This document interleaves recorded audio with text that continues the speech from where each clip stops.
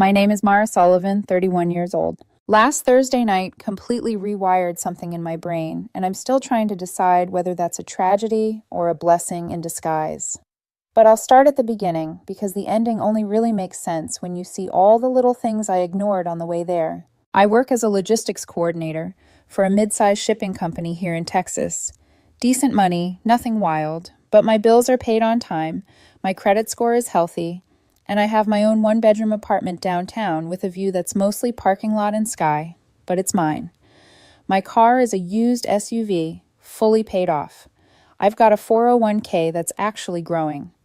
On paper, you'd call me, got her life together. My boyfriend, Ethan, 28, came into the picture 3 years ago. We'd been living together in my apartment for the last 18 months. The first year and a half of our relationship genuinely felt like something out of a low-budget rom-com in a good way. We met at a friend's game night. He was funny, charming, and infuriatingly good at trash-talking during Mario Kart. He worked in digital marketing, mostly remote, claiming he liked the freedom of freelance life. We got into a rhythm pretty quickly. We'd cook together on weekends, binge-watch shows, try new restaurants when we felt fancy, collapse on the couch when we didn't. My apartment wasn't anything luxurious, but I'd spent years making it feel like a home. I'd moved in after a previous relationship ended and threw myself into fixing the place up. Replaced the cheap builder-grade fixtures, painted the walls myself, installed shelves, bought furniture that wasn't left over from college. It was my space, and I was proud of it. When Ethan moved in about a year and a half into our relationship, we had the money talk like adults, or at least I thought we did. I told him, "This place is in my name. I'm paying the mortgage, so housing is on me. You can cover groceries, split utilities, handle your own car insurance, and phone." He said it sounded fair. He told me how much he appreciated that I was a real grown-up and joked that he'd never dated someone with their life so together. At the time, it sounded like a compliment. Looking back, I'm not sure if he meant "I respect you" or "great, less responsibility for me." There were red flags, of course. There are always red flags. Little things I brushed off because I wanted to believe we were solid. The way he got weird whenever I mentioned saving for a down payment on a house someday, changing the subject, or making jokes about how we should enjoy being young and reckless instead. The way he never contributed to the furniture or home projects, but had opinions about everything I bought. The way he'd invite people over without asking, and then somehow disappear when it was time to clean up. But the biggest red flag had a name, Tessa, his ex-girlfriend from college. According to Ethan, they dated for almost 2 years before she moved for work. He swore they ended things amicably and never really talked. He called it ancient history. Except ancient history seemed to pop up surprisingly often. He'd mention how Tessa was doing at her new job. She'd appear in group chat screenshots he showed me. One time he got a birthday text from her that he said was sweet. About 6 months ago, I finally asked about it. "Do you two still talk a lot?" He rolled his eyes so hard I thought they'd get stuck. "Mara, I'm dating you. Tessa lives in another state and is doing her own thing. Stop being paranoid." So I dropped it. I told myself I didn't want to be that girlfriend who melts down over an ex. I convinced myself I was being insecure and moved on. For a while, things felt normal again. Ethan worked from the second bedroom, which we turned into an office. I'd come home around 6 p.m. after a long day of dealing with clients who think trucks teleport and schedules don't matter. We'd figure out dinner, watch TV, argue over what to stream, fall asleep too late. Same routine, over and over. Then, about 2 months ago, the cracks started to show. He was on his phone more. That in itself wasn't weird. His work involved a lot of client messages and social media, but it was the way he used it, the way he angled the screen away from me, just enough that I couldn't see. How he'd step into the bedroom to take a call real quick. The text that made him smile, then immediately smooth his face when he realized I was looking. I told myself it was work. I told myself I was being dramatic. I told myself a lot of things, actually. Then Thursday happened. I came home around 6:15 p.m., exhausted and fried, after a string of delayed shipments, and a manager who thought, "Have you tried making them do it faster?" was a real solution. Ethan was already on the couch, laptop open, wearing those gray joggers he lived in and one of my oversized hoodies he'd quietly claimed as his. He said he was working on a campaign for a boutique fitness studio. I made myself a quick sandwich, grabbed some chips, and settled into my spot on the right side of the couch. He had his usual place on the left.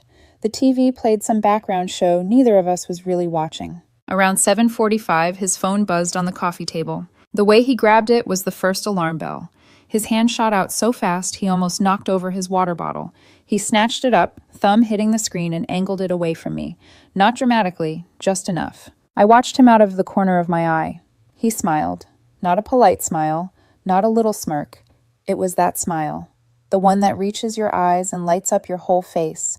The smile he used to give me when we were first dating, and I'd send him a thinking of you text in the middle of his day. The smile I hadn't seen directed at me in a while. Another buzz. His smile widened. He bit his lower lip, that thing he does when he's excited or flirting. His thumbs flew across the screen. He was completely absorbed, shoulders curling slightly forward like the rest of the world had faded out. Something cold settled in my stomach. "Who's got you smiling like that?" I asked, keeping my tone light, curious, not accusing. He flinched, just a tiny twitch. Then he relaxed, not looking up. "Just Liam. He sent a stupid meme." Liam is his best friend. They text dumb memes all the time. But normally that comes with a, "Babe, look at this," and him shoving the phone in my face. This time, the phone stayed glued to his hand, screen turned away.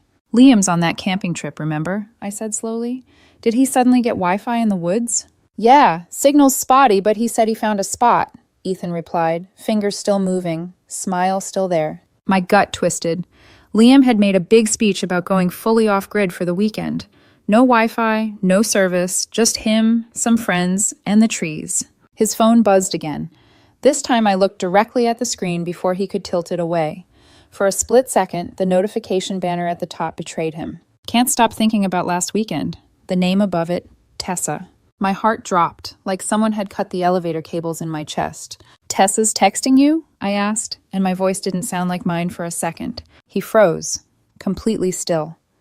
The phone hovered midair.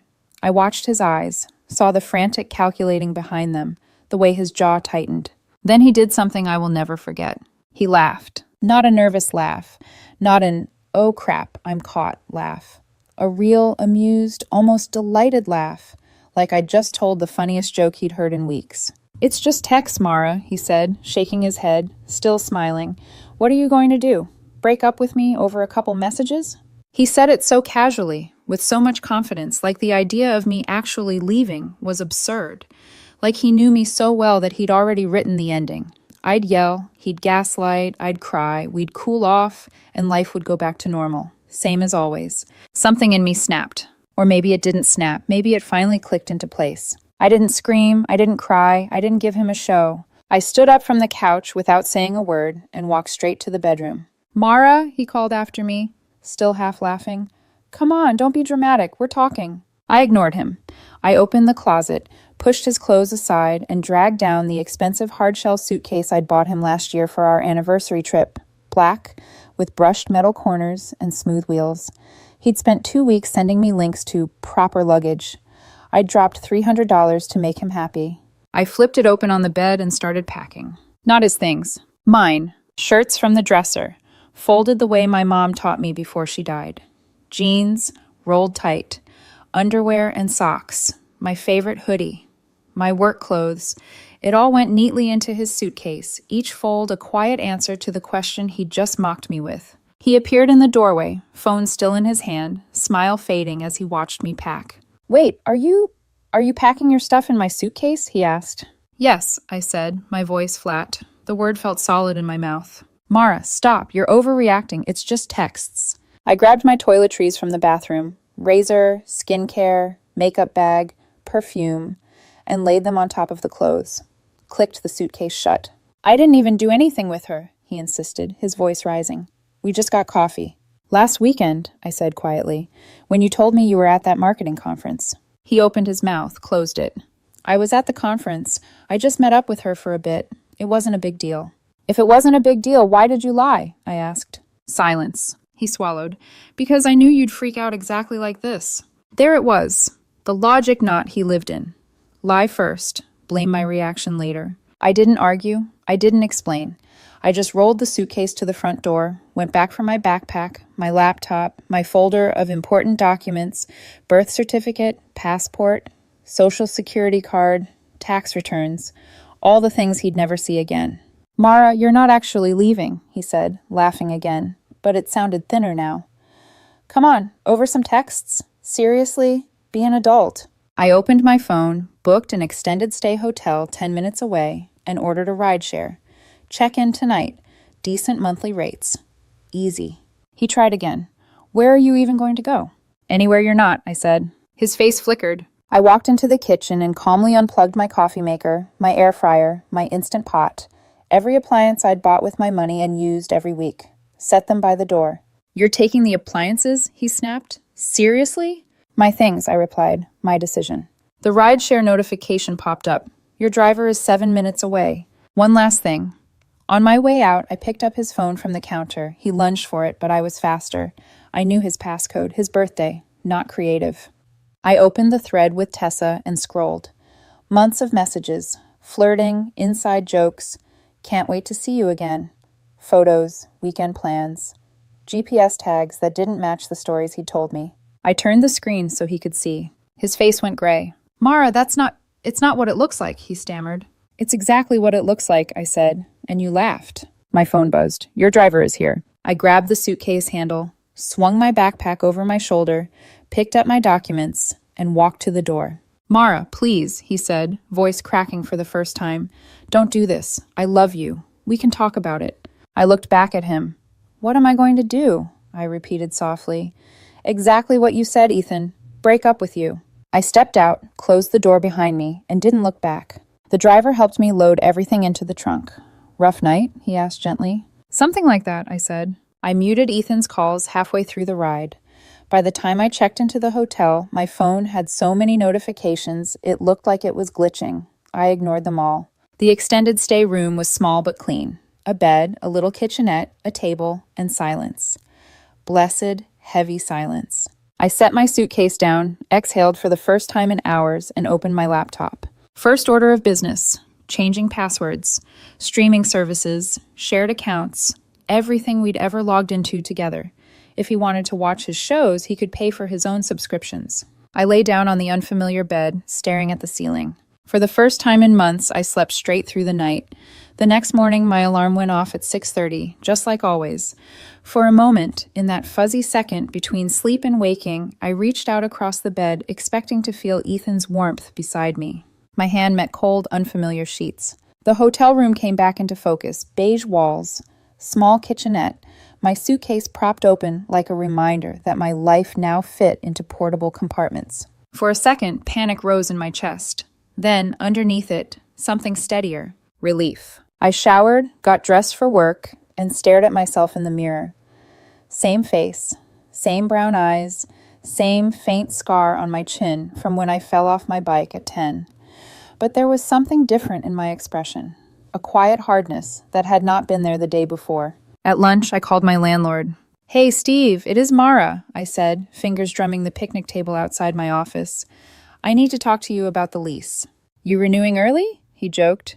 You are one of my favorite tenants. Not exactly, I said. I found out my boyfriend has been cheating. I moved out last night. I want to stop paying for the apartment as soon as possible. There was a small pause on his end. Sorry to hear that, he said finally. Is he staying or going? That is up to him, I said. But I am done. I do not want to be financially tied to that place with him living in it. He is not on the lease, right? Steve asked. Just you. Just me, I confirmed. Then technically, he is your guest, Steve said. You want him out, you can give him notice. Most people do 30 days. That is more than fair. If you want to move your stuff out and stop paying after that, we can work with that. 30 days. 1 month. It sounded both too long and just right. Draft whatever you need to, I said. I will cooperate, but I am not staying, and I am not paying for his home after that.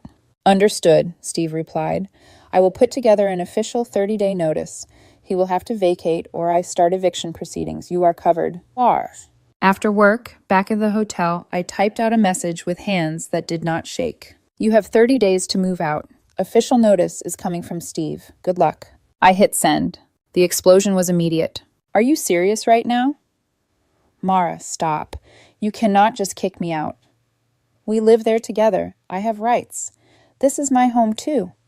You are abandoning me over some texts. I put my phone face down on the little table, sat on the edge of the bed, and listened to the buzzing go on and on. Then came the switch. Please answer me. I am sorry, all right. It did not mean anything. You are ruining everything over nothing. I love you.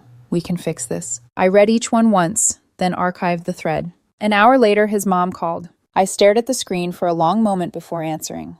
Hello? Mara, what is going on? She demanded without greeting. Ethan says you kicked him out of the apartment and disappeared. Hi, Linda, I said calmly. I did not disappear. I moved into a hotel because your son has been cheating on me with his ex for months. She huffed. He told me he only texted her. People make mistakes. You do not throw away 3 years over some messages. Linda, I said. He lied about where he was. He spent an entire weekend at her place and laughed in my face when I confronted him. Those are not some messages. That is a pattern. There was a long silence on the line. Still, she said finally, softer. Adults work things out. You should sit down like grown-ups and talk, not run away to some hotel and threaten eviction. That is dramatic. Adults do not laugh at their partner when they are caught cheating, I replied. Steve will be sending the official notice. He has 30 days. After that, it is between your son and the landlord. Mara, listen, you are overreacting, she started. I am done being disrespected in my own home, I said. You can support him however you want, but I am not his safety net anymore. I hung up before she could answer and blocked her number. Then came his brother, his aunt, a cousin I had met twice, friends of his whose names I barely remembered. You are really going to leave him homeless. He said he just made a mistake. You are acting crazy. Relationships are work. You are throwing away 3 years. 17 numbers later, my block list looked like a small phone book. The next day, the front desk at the hotel called my room. Ma'am, there is a gentleman here asking for you, the clerk said carefully. He says he is your boyfriend and that you are having a domestic issue. I closed my eyes. Describe him, I said, though I already knew. Dark hair, gray hoodie, agitated, she replied. He is asking what room you are in and saying he needs to talk. My chest tightened, but my voice came out steady. Do not give him my room number, I said. He is not allowed up. He is harassing me. If he refuses to leave, please call security, and if you have to, call the police. A beat of silence. Yes, ma'am, she said. We will handle it. I set the phone down and stood still, listening. Even from the top floor, the walls carried sound. Muffled shouting below. A deeper voice I recognized even through the layers. Another voice, calm and firm. Footsteps. 10 minutes later, the clerk called back. Ma'am, security escorted him off the property, she said. He was yelling about his rights and how you could not do this to him. We explained, and this is private property. If he returns, we will contact the police. My throat went tight. Thank you, I managed. When I hung up, I sat on the floor beside the bed and let myself cry.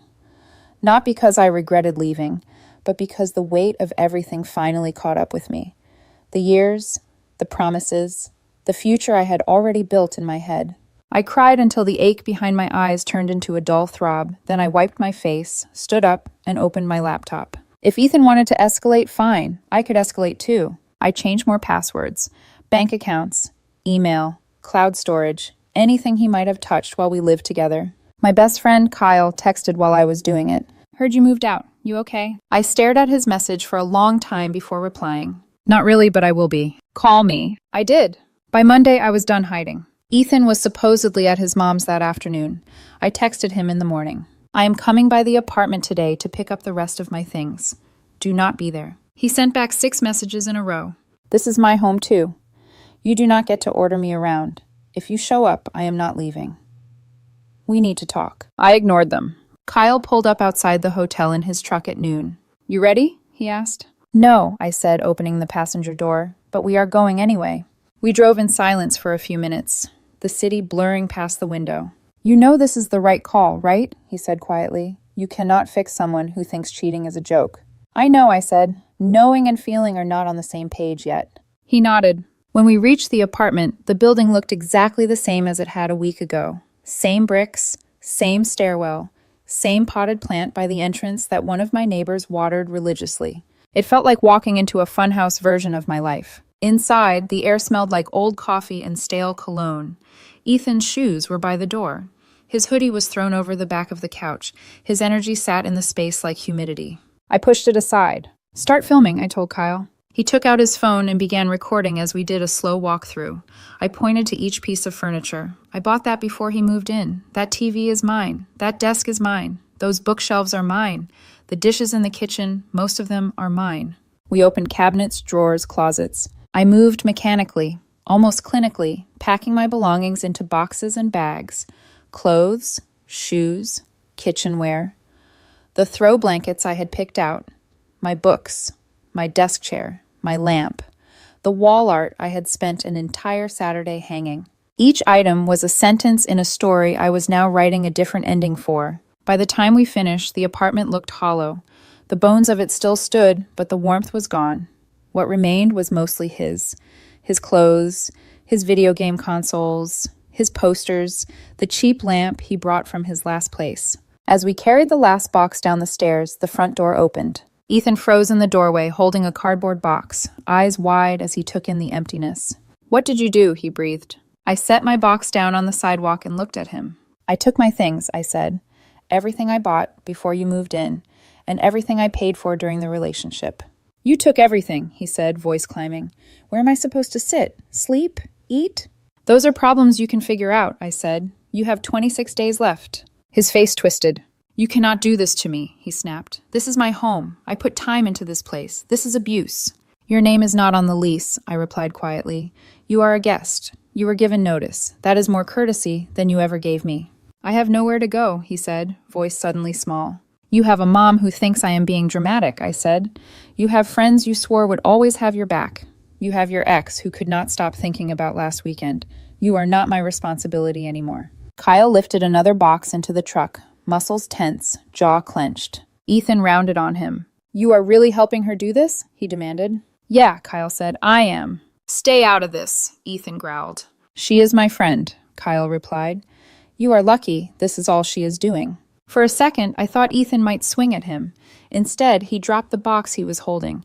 It hit the floor, something inside breaking with a dull crack. "You will regret this," he said to me. "You are going to realize you overreacted and ruined your own life." I looked at the shattered item leaking from the cardboard. A picture frame. Our picture from a weekend trip. Glass cracked straight through our smiles. "I already regret something," I said. "I regret not leaving the first time I felt you were capable of this." We loaded the last of my things into the truck. I closed the tailgate and wiped my hands on my jeans like I could wipe off the last 3 years. Ethan stood in the doorway of the half-empty apartment, chest heaving, eyes wild. "Mara," he called after me as I climbed into the passenger seat. "Come on, you cannot just walk away." I fastened my seatbelt. "I already did," I said. Kyle pulled away from the curb. In the side mirror, Ethan shrank, the doorway framing him like a snapshot from a life I was finally driving away from. I did not look back again.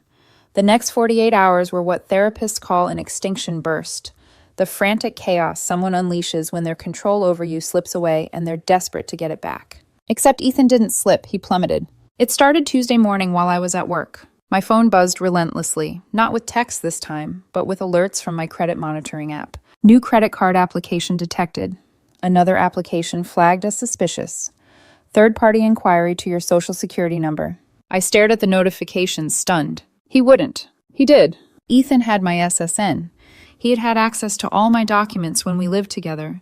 I'd trusted him with things people are not supposed to trust lightly. And now he was weaponizing it. I called the number on the credit alert immediately. "Ma'am," the representative said, 3 applications were submitted within the last hour using your information, different addresses, but your exact social security number and date of birth. My stomach dropped like a stone. "Please freeze everything," I said. "All 3 bureaus. Immediately." They did. Then I spent the next 90 minutes on the phone, filing fraud reports, canceling the applications, and creating an identity theft file. I documented every timestamp, every address, every detail. Then I drove straight to the police station during my lunch break. The officer at the front desk, a stocky middle-aged man with a gentle voice, listened without interrupting. "You know who has access to your information?" he asked. "Yes," I said. "My ex-boyfriend. I moved out 4 days ago after catching him cheating. He was shocked, angry, and he's still living in my apartment until the notice period ends. He's unraveling fast." He nodded slowly. "Motive, opportunity, and access," he said. We'll open a report. Do you have proof he knew your SSN? Yes, I said. He lived with me for 18 months. He saw my tax forms when I was filing last year, and he attempted to hack my work email 2 days ago. The officer raised an eyebrow. Work email? Yes, I said. My manager told me someone tried to log in using my credentials. It logged the attempt. He exhaled. All right, this isn't just a breakup, this is criminal. He took my statement, made copies of my screenshots, and gave me a case number. As I was walking out of the station, my phone buzzed. A text from an unknown number. I know you reported me. You're insane. You ruined my life, and now you want to get me arrested? I didn't reply. When I returned to work, my manager pulled me aside. Mara, he said gently, we've had several calls asking to speak with you urgently. A man claiming to be your fiancé said there was a family emergency. My jaw tightened. That wasn't my fiancé, I said. That was Ethan. We broke up because he was cheating. He's been harassing me since. Okay, my manager said carefully. Security has flagged his name. If he comes here, we'll call police. You're not in trouble, but let us know if you need accommodations. It was absurd, humiliating even, that my private disaster was now a workplace security issue. But it was also grounding. I wasn't alone anymore. There were witnesses, professionals, people who saw how far Ethan was spiraling. That evening, Kyle picked me up from work. You look like you fought a tornado, he said, unlocking the passenger door. I did, I said. It just has a name. We went to his apartment, my temporary home, until the hotel's weekly rate ended. He reheated leftovers. Neither of us said much until we were sitting on his couch with plates in our hands. I told him everything. The fraud, the police report, the phone calls. When I finished, he put down his fork and shook his head. This guy isn't just toxic, he said. He's a hazard. I know. You need to stay somewhere he can't find you. I'm moving into my new place in 2 weeks, I said. Application got approved. His eyebrows rose. That fast? I needed a fresh start. He clinked his fork against my plate. That's my girl, he said. Move forward so fast the past can't catch you. But the past wasn't done with me yet. That night, Ethan escalated again. My phone lit up with notifications from apartment hunting Facebook groups. Then from Craigslist. Room available. $200 month. Utilities included. Females preferred. Call/text Mara. Real phone number listed. My phone exploded with messages. Is the room still available? Is the rent really $200? Can I come see the place today? Is this a scam? I reported the posts. I posted clarifications. I changed my number. Ethan's final text before I blocked him said, "This is what you get for humiliating me. You think you can kick me out and destroy my life? Watch what I do next." I didn't reply. The next morning, I blocked every remaining number associated with him. His friends, his cousins, his coworkers, anyone who had reached out on his behalf. By Thursday, the calls stopped. Because Ethan had found a new audience. The social media meltdown. Aaron, one of our mutual friends, sent me a message with a link. Did you see this? Ethan had posted a full Instagram story series about being abandoned and emotionally abused. He painted himself as a victim whose girlfriend destroyed his life because of one mistake. At first, people were sympathetic. Then someone asked, "Didn't you cheat on her with your ex?" Screenshots of his messages with Tessa appeared. The ones I had shown him in the apartment. The ones he thought I deleted. People turned fast. Comments flooded in. Bro, she left because you cheated. Imagine playing the victim when you literally spent a weekend at another woman's place. The audacity is crazy. This man is holding his own shovel. The stories vanished within minutes. Too late. The internet is forever. That night, I was brushing my teeth at Kyle's place when my phone lit up. An unknown caller. Since I'd changed my number, almost no one had it yet. Not even my dad. My stomach twisted. I answered cautiously. Hello? Is this Mara Sullivan? A woman asked. Yes. This is Officer Davis with the police department. We just wanted to notify you that Ethan Martinez has been arrested on charges of identity theft and attempted fraud. For several seconds, I forgot how to breathe. Arrested. Actually arrested. What happens now? I asked quietly. He'll be arraigned tomorrow, Officer Davis said. There's strong evidence linking the applications to his personal devices, his IP address, his home Wi-Fi, his laptop. The officer paused. I'm sorry you had to go through this, but the case is solid. Thank you, I whispered. When I sat on the couch, Kyle muted the TV. What happened? I swallowed. They arrested him. He blinked, then smiled, slowly, like someone exhaling after holding their breath for too long. You okay? He asked. Yes, I said, then added, I think so. You're shaking, he said gently. I'm not sad, I whispered. I'm just relieved. So relieved it feels unreal. Kyle nodded, leaning back. Good, he said. He doesn't get to haunt you anymore. But relief was only the beginning. The consequences for both of us were still unfolding. The eviction deadline fell on a Tuesday. Day 30 exactly. By then I'd moved into my new apartment, a quiet, sunlit one-bedroom 15 minutes from work, with clean white walls, underground parking, and the sort of peace you don't understand you've been missing until you finally get it back. But I still had to close the last chapter. At 2 p.m., my landlord Steve texted, "She's out. Finally. Left the place a mess. Want to do a walkthrough?" I took a deep breath, grabbed my keys, and texted Kyle. "Walkthrough at my old place. Need backup?" His reply was instant. "You know I'm coming." We met in the parking lot 20 minutes later. I hadn't stepped foot in that building since the day I packed up my life. Walking toward it now felt like approaching a ghost I wasn't afraid of anymore. Steve was waiting by the door, clipboard in hand. "You ready?" he asked. "As I'll ever be," I said. He unlocked the apartment. I stepped inside and froze. The place wasn't messy. It was destroyed. Garbage bags piled in the kitchen, rotting food in the sink, couch cushions slashed open, photos ripped off the walls. My old desk, left behind because I didn't need it, lay on its side with 2 broken legs. 3 fist-sized holes punched through the drywall in the living room. In the bedroom, the walls were worse. Written in thick black marker, "You'll regret this. Hope you rot alone. You ruin everything." Kyle let out a low whistle. Wow, he did not take this well. "No," I said softly. "He didn't." Steve lifted his clipboard. "This is easily $3,000 in damages," he said. "The security deposit doesn't even put a dent in it. I'm taking her to small claims court. You're in the clear. She was the sole occupant for the last 3 weeks." "That's fine," I said. "Do whatever you need to do."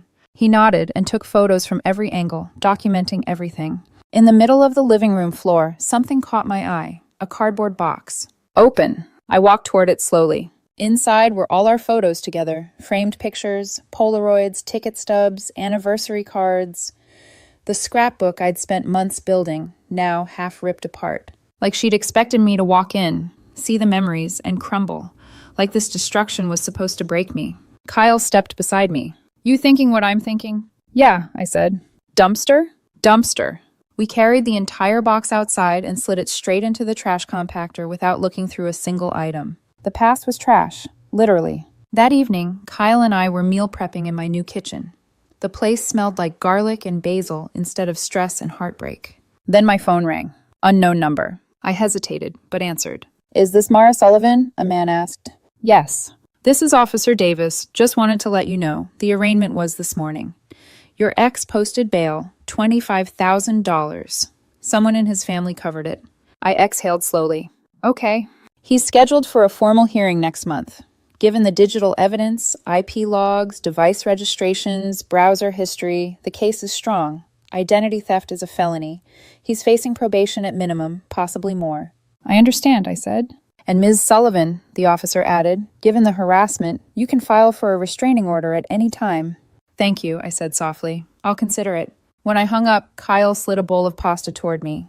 "Eat," he said. "You look like you exited your body."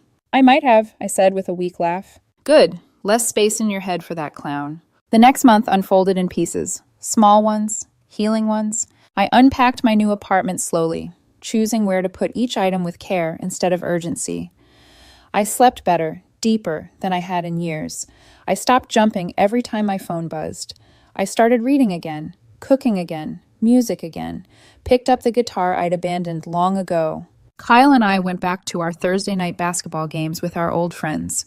One day, Aaron pulled me aside and said, "Look, I didn't want to interfere before, but we all had bad vibes about Ethan. We just didn't think it was our place."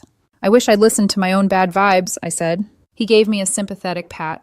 Better now than never. He wasn't wrong. A few weeks later, I got final confirmation from the landlord. Judgment granted. She owes $2,800. You owe nothing. It felt like closing a door gently and locking it from the outside. Then came the criminal case. The prosecutor offered Ethan a plea deal.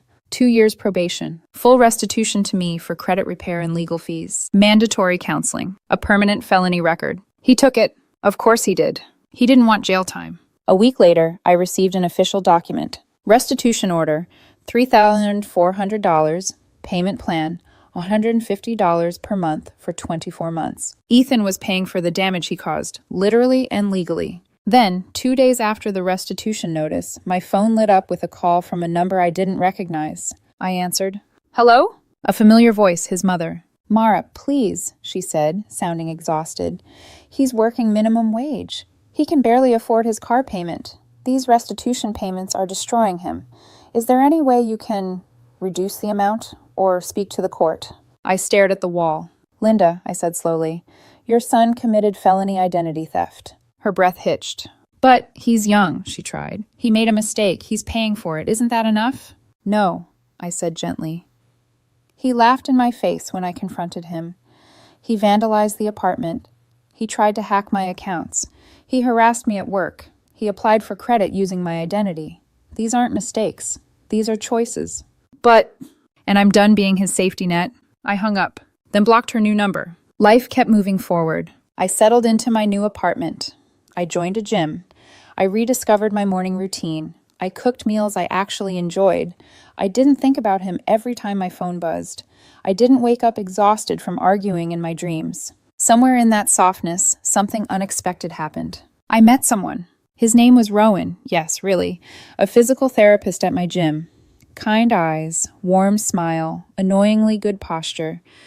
We started talking after he spotted me doing deadlifts with questionable form and offered friendly advice. Our first date was simple, coffee and a walk through a nearby park. He paid for his own drink. He didn't check his phone once. He didn't mention an ex, except to say they'd parted respectfully years ago. He asked questions about my life and listened like the answers mattered. The bar was underground, but he cleared it effortlessly. We've gone on 3 dates now. Slow, easy, no chaos. I'm not rushing anything. But for the first time in a long time, I feel peaceful, and that's enough. 6 weeks after everything ended, I got a text from a number I didn't recognize. Mara, it's Ethan. I got a new phone. I know you probably won't respond, but I need to say this. I'm so sorry. I destroyed the best thing in my life. You were right about everything. My friends left. Tessa blocked me. I lost my job. I'm living with my parents and working retail. I have court dates for crimes I never imagined committing. My life is ruined, and it's all my fault. I don't deserve forgiveness, but I hope one day you'll understand I truly am sorry. You deserve better. I read the message twice, then a third time. Kyle glanced over my shoulder. Him? He said. Yeah. You going to respond? I thought about it.